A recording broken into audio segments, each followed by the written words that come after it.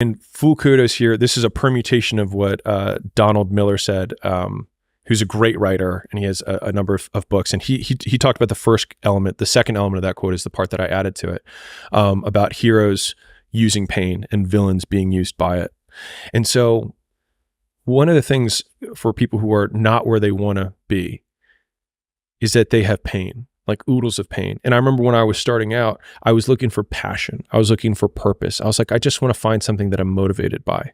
But it's the cat and the cheese. It's like we're looking for cheese, but we have all these cat behind us, and all we have to do is look and remember that they're behind us and chasing us. And so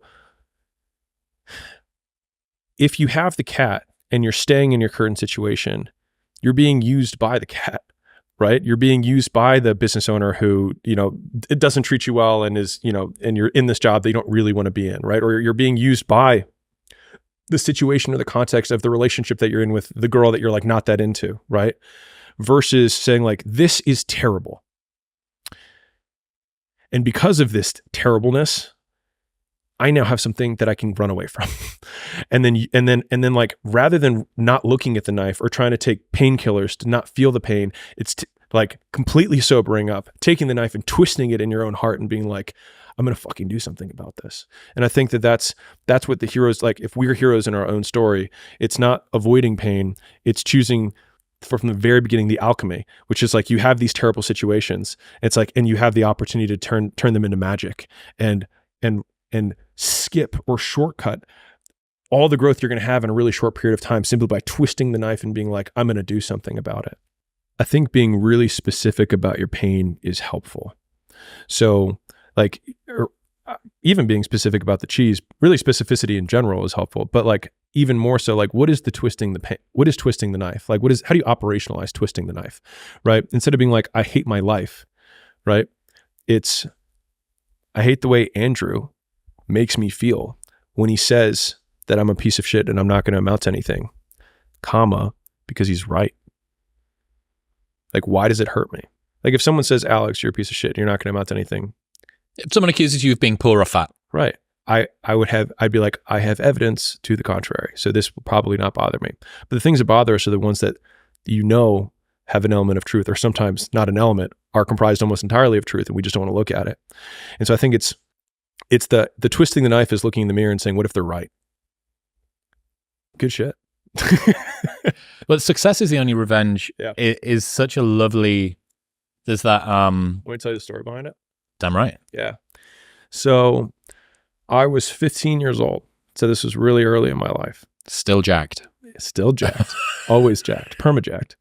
And this sounds so lame. So I had this teacher. So I'm a freshman in high school, and I might have been 14, whatever the age is. And I'm walking through the hallway, and this teacher is like an admin of some kind, walks out of his office, and he's like, son. And I was like, I'm like, you're just in trouble. What am I going to do? And he's like, you work out? And I was like, no. He's like, why not? I was like, I don't know how. He's like, I'll show you. He's like, you got the genes. And so that teacher, Mr. Gibbons, ended up working out with me every day in high school and showed me how to work out. And he probably saw on some level that I was some angsty teenager that felt angry about whatever. And during our workout sessions would be like, this guy said this to me, like, or like this, whatever. And I was like, man, I'm going to come back at our 10-year reunion. And I was like, I'm going to show him. I was like, he's going to be working for me, like blah, blah, blah, blah, right? And he's like, no, he's not. And I was like, what do you mean? I was like, let me just have my moment. Right? He's like, no, he's not. He's like, and you're not going to do that. Not if I have anything to say about it when you come back for the 10-year reunion. And I was like, what do you mean? He's like, because if you come back at a 10-year reunion and say, hey, John, like everything I have, look at me now. He's like, the guy's going to laugh and be like, you did all of this to try and prove me wrong? Man, I feel sorry for you.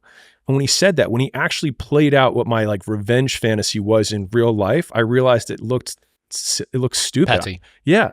I looked like the beta in the fucking situation, right? Yeah. And so he was like, the only thing that you can do is win so big that all of them constantly compare themselves to you. And then you'll forget they exist.